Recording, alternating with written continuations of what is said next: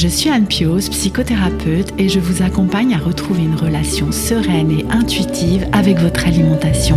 La pleine conscience du pouvoir est un podcast qui vous accompagne à reprendre le pouvoir dans votre relation avec la nourriture, à sortir des injonctions de la culture des régimes et à ne plus vous sentir seul avec tout ça.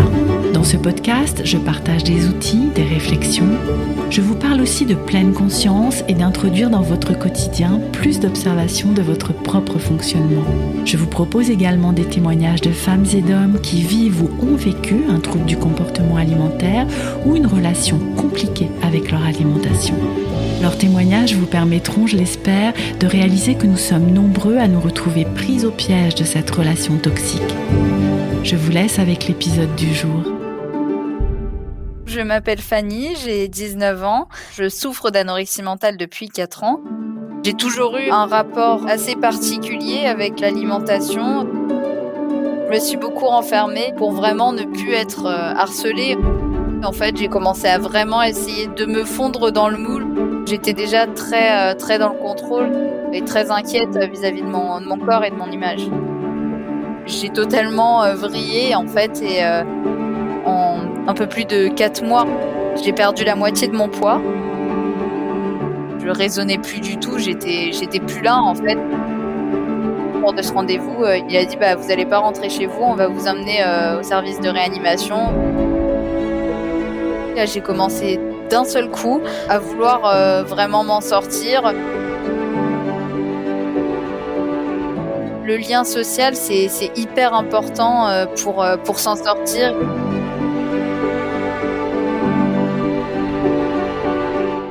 Bienvenue dans l'épisode 64 du podcast La pleine conscience du pouvoir. Je vous propose aujourd'hui de découvrir le témoignage de Fanny.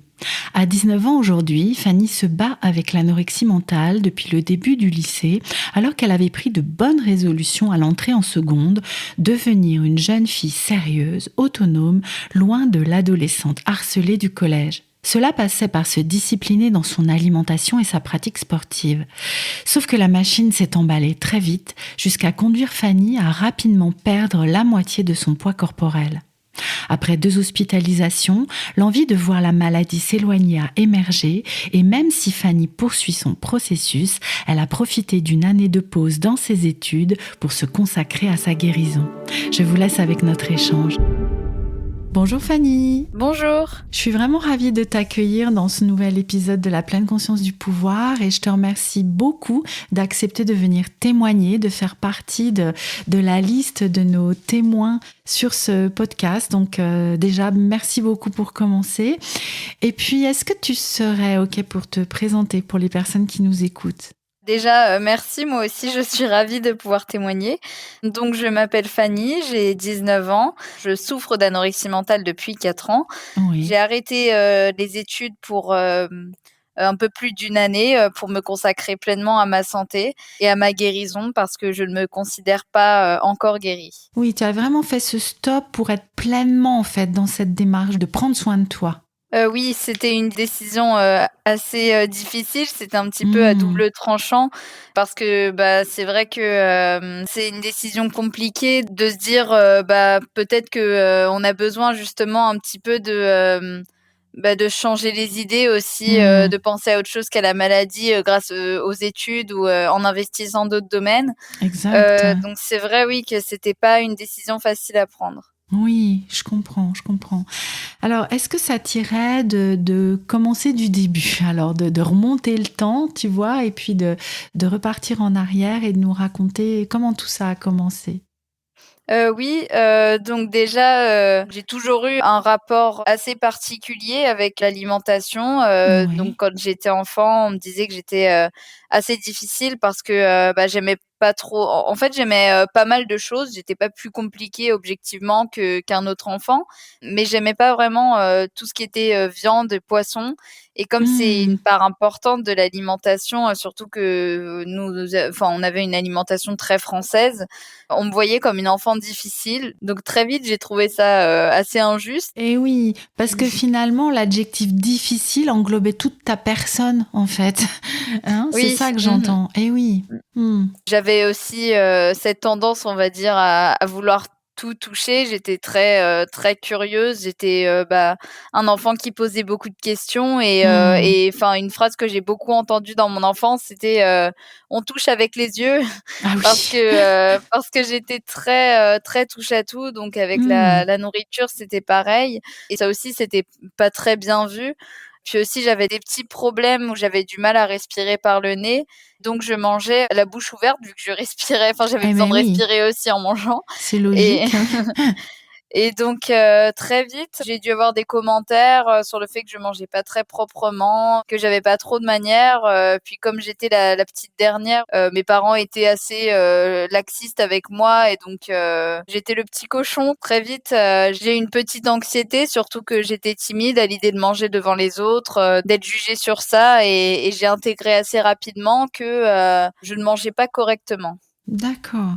Ah oui, c'était vraiment très répété, répété, j'ai l'impression, hein, pour que tu intègres ça comme je suis le petit cochon, j'ai pas de manière, ou c'est des propos qu'on te disait peut-être Oui, oui, surtout de la part de ma famille, car j'avais 2 cousines, une qui avait 2 ans de plus que moi et une qui avait à peu près, enfin qui avait quelques mois, on va dire, de plus que moi. Et Mhm. aussi loin que je m'en souvienne, j'ai l'impression d'avoir toujours, enfin d'avoir une place, on va dire, qui m'a été assignée, depuis toujours, où j'étais un petit peu la petite fille timide, sans forcément le vouloir. Mm.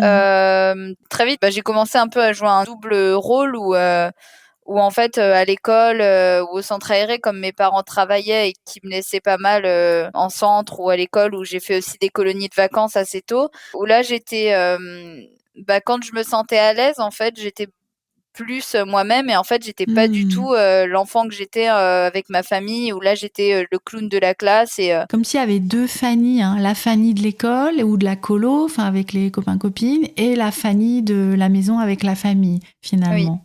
Mmh. Oui, je comprends. Quand est-ce que tu dirais que cette anorexie est arrivée dans ta vie? Est-ce que tu veux bien nous en dire plus sur l'émergence du trouble? En rentrant au collège, en fait, ça a été, un choc, un petit peu. Donc déjà, j'avais, été dans la même classe du CP au CM2, Ah donc pendant oui. 5 ans et vu que c'était une petite école, en fait, Mm. et donc au collège, ça enfin, on avait tous été un petit peu répartis. Je me suis retrouvée juste avec ma meilleure amie, parce qu'on avait fait une lettre, pour être dans la même classe comme on était très proches. Mhm. Et on s'était retrouvés dans une classe très difficile, très turbulente. Et ça a été assez compliqué pour moi. Je me suis énormément renfermée. J'étais un peu dans ma bulle avec ma meilleure amie. On a subi pas mal de harcèlement, comme on était un peu les deux filles bizarres. Donc, Mm. on s'est fait traiter de lesbiennes. Moi, c'était la première fois que j'entendais ce, Le terme, oui, ouais. voilà, et sorti de la bouche des autres enfants, en fait, je l'avais très mal pris comme une Mm. insulte. Eh ben oui. Je savais ce que ça voulait dire et je suis pas du tout homophobe, mais sur le coup, comme ça semblait être une insulte, Ben en bien fait, j'en sûr. avais honte. Mm. C'était pas le cas, mais du coup, on a commencé à essayer de moins traîner ensemble au collège, même si c'était compliqué. Mm. Donc, je me suis beaucoup renfermée pour vraiment ne plus être harcelée. En fait, j'ai commencé à vraiment essayer de me fondre dans le moule. Au début, c'était surtout par le niveau vestimentaire, en fait, où je Mhm. m'habillais vraiment comme les autres. J'essayais vraiment pas de me démarquer. Oui. Euh, J'étais tellement mal à l'aise, en fait, que ça se voyait à des kilomètres. Et donc, Eh ben oui, parce que c'était pas toi en fait. Tu essayais de te couler dans un moule qui n'était pas le tien. oui, et Mm. donc j'avais vraiment cette impression au collège de pas vraiment avoir de personnalité. Donc au début, j'ai pas eu de période d'anorexie pendant le collège. J'ai par contre eu, avec du recul, grâce à un psychiatre, des troubles anxieux. Ce qui semble logique, enfin, que tu aies développé des troubles ou en tout cas qu'il se soit passé quelque chose pour toi parce que tu vivais quelque chose de très violent. Donc, il fallait que tu trouves des moyens aussi de pouvoir exprimer ce que tu vivais. Je ne sais pas comment les adultes ont géré ça autour de toi, comment ils ont réagi, ou si tu as gardé tout ça pour toi et que tu essayais de te battre toute seule. Enfin, comment tu faisais et comment ça se passait à ce niveau-là? je gardais tout pour moi. Dans la famille, c'est comme ça qu'on fonctionne. Tout ce Mmh. qui est les émotions, de se confier, c'est pas vraiment quelque chose de très naturel. Oui. Mon père n'aimait pas vraiment son travail et quand il rentrait du travail et qu'il était assez épuisé et que émotionnellement c'était pas top, bah il allait piocher dans le frigo ou il allait mettre la télé souvent en mangeant et assez fort. Et en fait Mmh. j'ai fait très vite pareil. En Ouais. sixième, je me souviens que je rentrais, je me mettais devant un dessin animé et je mangeais soit des gâteaux, soit des chips, mais je me souviens que je mettais la télé aussi très fort, même si je trouvais ça fort, donc c'était pas le son normal pour moi. J'avais vraiment besoin que ce soit fort. En fait, je pense que j'avais besoin pour oublier vraiment, de stimuler tous mes sens. Et donc Oui. je recherchais à la fin ce sentiment d'avoir un peu la langue anesthésiée. J'avais des repères comme ça où il fallait que je mange jusqu'à ce que j'ai ces sensations-là. Oui, c'est ça, et qui venait saturer complètement tes sens pour te couper finalement de l'inconfort, des émotions que tu ressentais en fait avec tout ce que tu vivais au collège. Oui, oui. Et Oui, oui, c'est ça. et tu disais voilà, avec le recul après, en travaillant, avec, le psychiatre, tu t'es rendu compte qu'il y avait déjà en fait, même si c'était pas autour de l'anorexie, mais il y avait déjà des choses qui se passaient en fait pour toi, pendant ces années collège. J'étais déjà très dans le contrôle et très Oui. inquiète vis-à-vis de Ouais. mon corps et de mon image. Oui, donc finalement, ça a été des années collège où déjà il y avait, autour de l'anxiété, tu disais, hein, plein de choses, de troubles qui se mettaient en place. Et donc, tu es arrivée au lycée. Alors, je ne sais pas si le harcèlement a continué, mais aussi, parce que tu sais, souvent, ça vient faire une cassure au niveau du lycée. Ou comment ça s'est passé quand tu arrives en seconde? Au lycée, par contre, donc pour ma rentrée, j'avais un état d'esprit totalement différent de ma rentrée au collège où, au collège, j'y allais un petit peu à reculons. J'avais Oui, envie enfin voilà, de de rester, rester à la un petite enfant. école. Ouais, ouais. Oui. Et donc là, au lycée, c'était tout l'inverse, vraiment. C'était Mmh. l'opposé, en fait. Là, j'avais vraiment envie de laisser mon enfance derrière moi. J'avais envie vraiment, je me souviens que le jour de la rentrée, je me suis dit, bah là, c'est bon, je veux être une femme, je veux. Enfin, c'est en seconde, c'est obligé. Je vais avoir, enfin, vu que j'avais jamais eu encore de copain, et donc là, je me suis dit, je dois avoir un copain en seconde. Là, j'avais vraiment cette volonté de passer à autre chose. Et en fait, c'est vrai que la seconde a été une année très particulière, vu que donc déjà là-dessus, c'était une cassure en fait avec le collège. J'avais vraiment envie de tout remettre à zéro. Et c'était aussi une période où il y a eu les premières grosses disputes dans la famille. Avec mes parents, où on n'était pas vraiment dans cette histoire, c'était plus entre mes oncles et mes tantes. On prenait pas les choses au sérieux, on était persuadés que la famille surmonterait ça. Et en fait, Ouais. non. Et il y a vraiment du coup, une séparation où ma tante a totalement coupé les ponts avec les autres membres de la famille. Et comme c'était un petit peu elle qui nous rassemblait, Mmh. tout le monde s'est un peu séparé. Ça a été très déstabilisant, cette rupture. Et donc, il y avait déjà une rupture entre le collège et le lycée pour moi, mais aussi avec la famille. Et puis, avec ma meilleure amie, donc avec qui on se connaissait depuis très longtemps. On était vraiment très fusionnel, mais notre relation en fait était vraiment devenue toxique. Donc déjà dès les débuts du collège avec le harcèlement, ça avait quand même Mmh, beaucoup mmh. impacté notre relation. On avait atteint un point d'une violence assez extrême. Donc au collège, j'étais plutôt celle qui commandait, on va dire. Elle était plutôt celle qui suivait. Et Ouais. déjà depuis que j'étais petite, j'avais assez peur d'avoir des pulsions, peut-être à cause justement des problèmes dans mes familles, des 2 Mmh. côtés. Et depuis que je suis petite, même en maternelle, j'ai toujours eu très, très peur, en fait, d'avoir moi aussi ça en moi, en fait. Mmh. Après, il y a juste quelque chose que j'ai oublié d'évoquer et je pense que c'est important. Oui. Quand j'étais petite, j'étais une enfant du coup très curieuse qui touchait à tout. Et en touchant un petit peu, mon corps, enfin voilà, j'ai commencé à me masturber assez tôt. Mmh. Parce que j'ai touché, j'ai éprouvé du plaisir. Et donc Oui. j'y suis revenue. Et donc un enfant ne sait pas, ce qu'il ne faut pas faire en public. Et donc moi là-dessus, j'avais une maîtresse qui m'avait vue, faire ça en public, Mmh. et elle nous avait, recommandé d'aller chez une psychologue parce que selon elle, c'était pas normal et c'était mal. Mmh. Et c'était d'ailleurs aussi une maîtresse qui essayait de faire en sorte que je ne sois plus gauchère. Donc elle Ah me oui. forçait à couper avec des ciseaux de droitier ou des choses comme ça. Mmh. J'avais vraiment l'impression d'être toujours à côté de la plaque. Mmh mh. Et et donc elle nous a emmenés voir une psychologue qu'elle connaissait bien et donc qui était aussi fermée d'esprit. Et donc cette psychologue, en parlant avec mes parents et en sachant les antécédents, on va dire, du côté de mon père au niveau de l'inceste et des violences, on a déduit que il avait eu des attouchements sur moi, Wow. Ah ce qui oui. était totalement faux. Et donc ça a été très loin puisque nous avions été jusqu'au tribunal et j'ai failli être placée en Mmh. foyer. J'avais 5 ans, mais c'est quand même un souvenir qui reste assez net Mmh. dans ma Mmh. tête. Le souvenir du tribunal, on avait un Waouh. avocat. Heureusement, le juge, bah voilà, a bien vu que c'était totalement faux. Mmh. Et Mmh.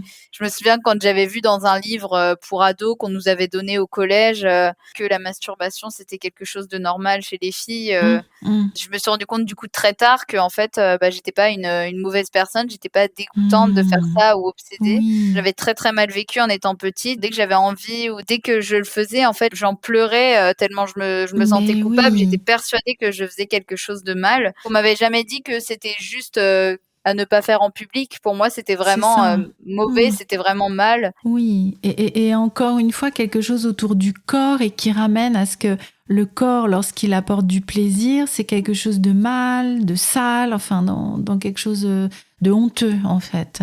Oui, oui, la honte est un sentiment, je pense, qui a été vraiment très, très important bah, pendant une grande période de ma vie. Hmm. Ensuite, ça m'a beaucoup suivi, ce traumatisme, on va dire. Ouais, mais oui, j'imagine, ouais. Et oui, bah après, en fait, avant la phase d'anorexie, quand j'étais encore au collège, du coup, j'ai eu une autre période assez particulière où, bah, comme j'étais dans un collège de banlieue, les normes de beauté n'étaient pas vraiment les mêmes. C'était plutôt les formes et une personne qui était mince ou maigre, c'était vraiment pas beau en fait. Enfin, même moi, Hmm. j'avais les mêmes goûts en fait que les autres du collège, de tout Mhm. ça. Enfin, et j'ai essayé de grossir pour avoir Des des plus formes. gros, oui, voilà, des Hmm. formes.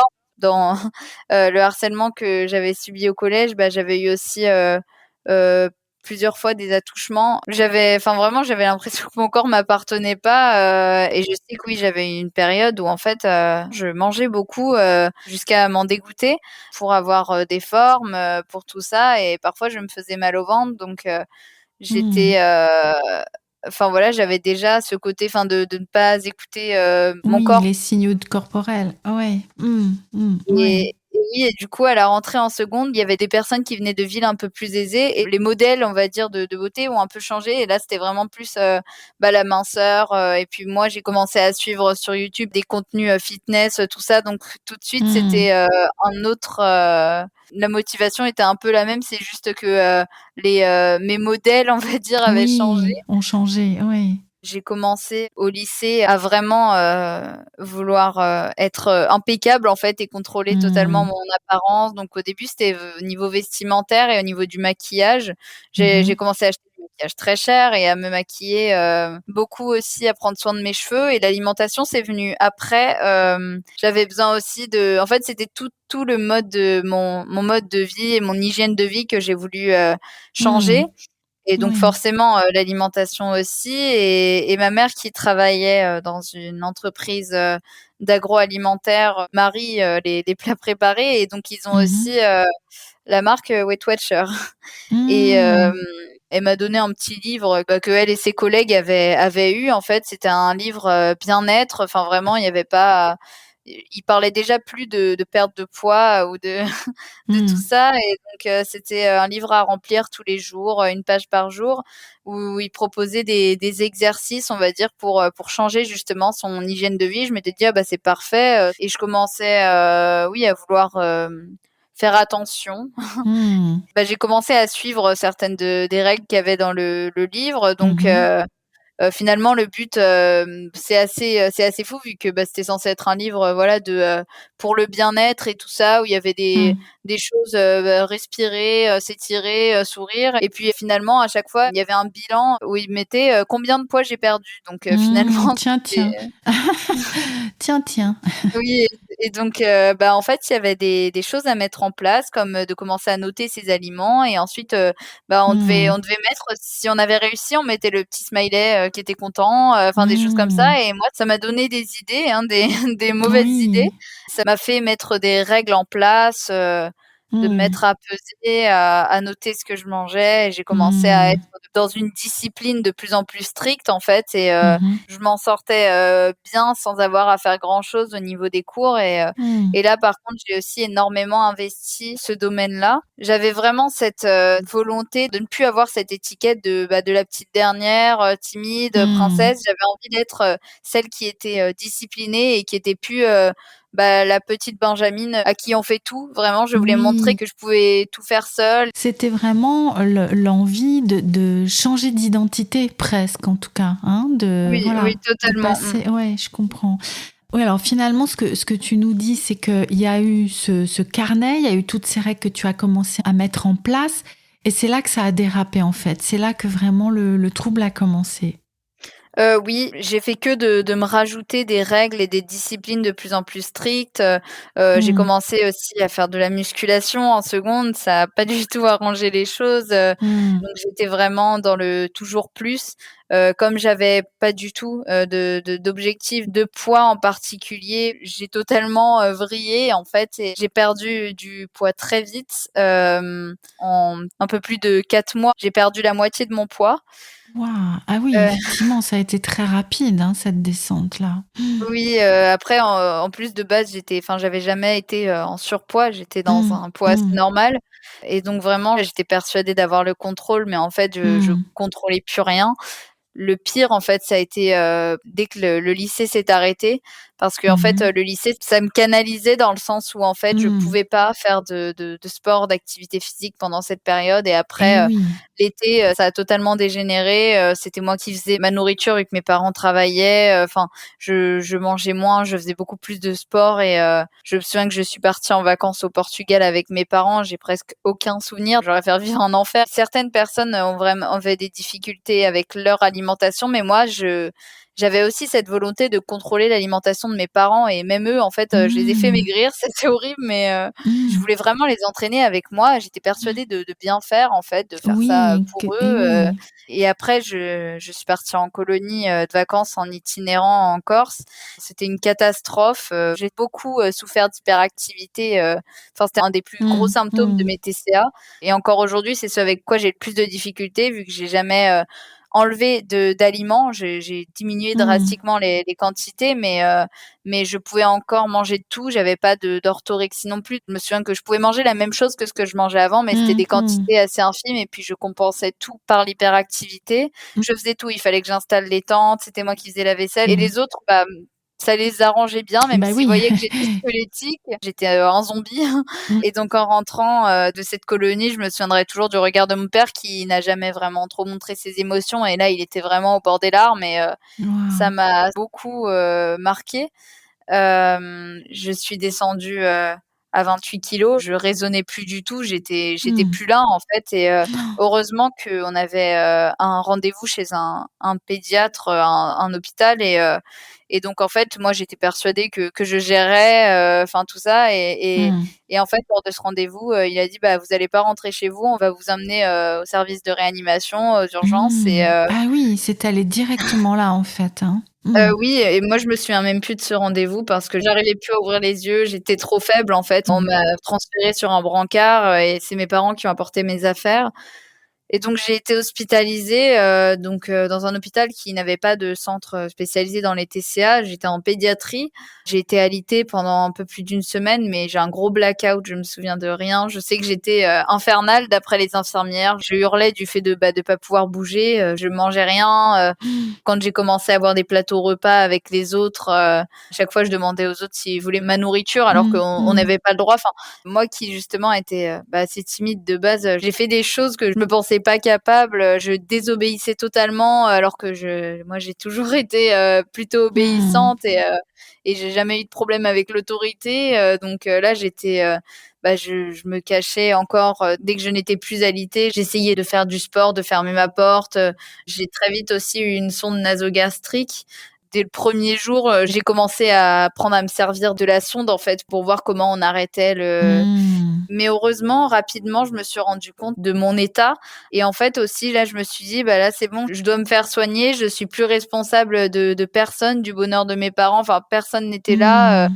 et oui, là, j'ai commencé d'un seul coup à vouloir, vraiment m'en sortir. J'ai même donné un nom à ma sonde et j'ai commencé à être, avoir de la gratitude pour tout. Je pleurais de joie de pouvoir prendre mon petit déjeuner en écoutant de la musique le matin, d'avoir les infirmières qui Mmh. étaient là pour moi. Mais oui, il y a vraiment eu un basculement là, qui s'est passé et tu as une idée de est-ce qu'il y a eu quelque chose de précis ou juste tu constates qu'il y a eu un basculement? Je me suis sentie vraiment, très bien entourée grâce aux médecins, à l'hôpital. On s'occupe de moi donc Mmh. j'ai pu à m'occuper de moi, j'ai pu à m'occuper de ma C'est ça. santé, j'ai pu à m'occuper de mon Mmh. alimentation, de tout ça, du coup, j'ai pu me consacrer à réfléchir, Mmh.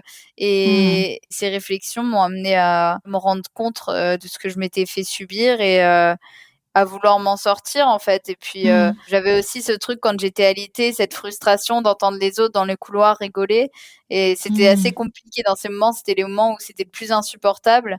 C'est là où je me disais: «Mais, je veux pouvoir participer, je veux être avec eux, donc pour ça, il faut que je reprenne des forces», Mmh. et en fait, c'était ma motivation principale parce que très vite, en fait, j'ai vu les limites, et à quel point mon TCA m'empêchait de passer des bons moments, à quel point j'étais plus capable de rigoler, donc j'avais vraiment envie de manger pour pouvoir, avoir la vitalité, nécessaire à entretenir des liens avec les autres Mmh. Mmh. et en fait, je me suis dit: «Mais cette hospitalisation, j'ai envie de la vivre comme une colonie de vacances, en fait» et c'est comme ça que je l'ai vécu, ça a été, 1 mois, j'avais peur de sortir à la fin quand j'avais repris le poids nécessaire. J'ai des super souvenirs en fait où, bah, je m'étais fait des amis et c'est là où j'ai, rigolé à nouveau, alors que ça faisait presque une année que j'avais pas rigolé, enfin plein de choses comme ça en fait. Mmh. C'était vraiment le Mmh. retour à la vie sociale, mais à la vie tout court, en fait.